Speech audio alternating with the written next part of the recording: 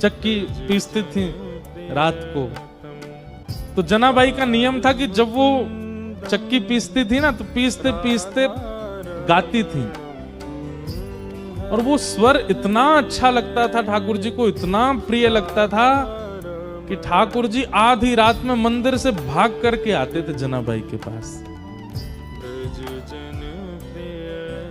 तो ठाकुर जी बैठ करके सुनते थे, जनाबाई चक्की पीसती थी,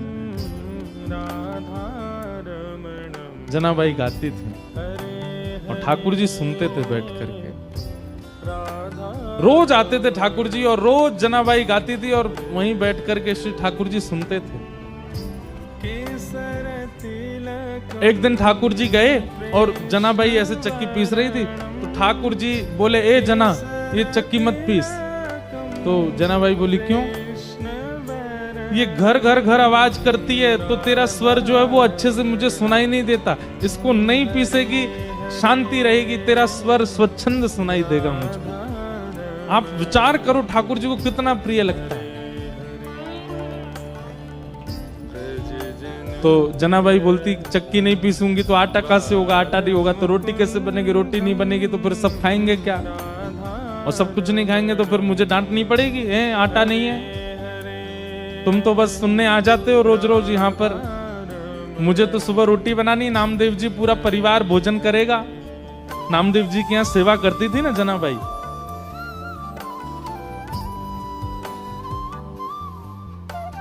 चक्की नहीं रोकती, पीसती रहती, गाती रहती।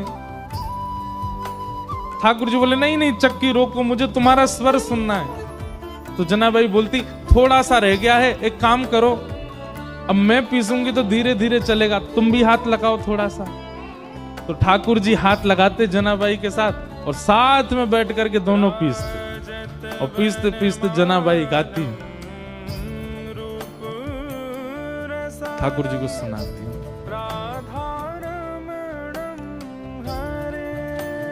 अब जब ठाकुर जी हाथ लगाते जनाबाई के साथ चक्की पिसवाते, तो ठाकुर जी इतने सारे गहने पहन के रहते हैं, वो गहने सब आगे पीछे जब ठाकुर जी हिलते तो गहनों की आवाज आती।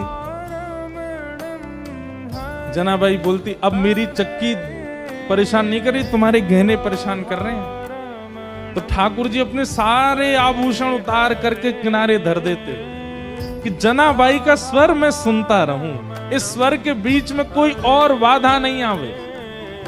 और ठाकुर जी अपने सारे आभूषण उतार करके किनारे में धरते, और जनाबाई के साथ धीमे धीमे चक्की पिसाते, और जनाबाई गाती।